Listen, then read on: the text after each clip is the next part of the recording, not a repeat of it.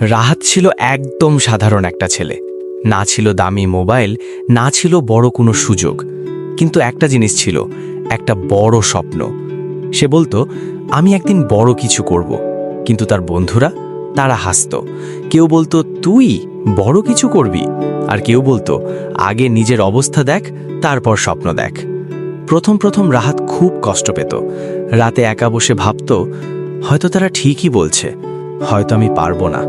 কিন্তু একদিন সে নিজের মনকে একটা প্রশ্ন করল, আমি যদি চেষ্টা না করি, তাহলে কি কখনো জানবো আমি পারতাম কি না? সেদিন থেকেই সব বদলে গেল। যখন সবাই ঘুমাতো, রাহাত তখন জেগে থাকত। যখন বন্ধুরা আড্ডা দিত, সে তখন নিজের কাজ নিয়ে বসে থাকত। অনেক রাত কেটেছে চোখে ঘুম না নিয়ে, অনেক দিন গেছে ক্লান্ত শরীর নিয়ে। অনেক সময় এসেছে যখন মনে হয়েছে আর পারছি না, কিন্তু সে থামেনি। কারণ সে জানত, মানুষের হাসি সাময়িক, কিন্তু সফলতা স্থায়ী। মাস গেল, তারপর বছর গেল। একদিন সেই রাহাতই নিজের জীবনের প্রথম বড় সফলতা পেল।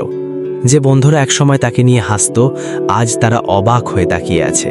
যে মানুষগুলো বলতো, তোর দ্বারা হবে না, আজ তারাই বলছে, ভাই তুই কিভাবে পারলি?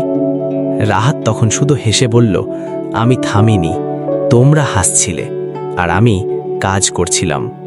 শোনো, এই গল্পটা শুধু রাহাতের না, এই গল্পটা তোমারও হতে পারে। আজ যদি মানুষ তোমাকে নিয়ে হাসে, তাহলে দুঃখ পেও না, কারণ তারা তোমার ভবিষ্যৎ দেখেনি, তুমি দেখেছ। মনে রাখবে, অন্যদের সন্দেহ তোমাকে থামাতে পারে না, যদি তোমার নিজের উপর বিশ্বাস থাকে।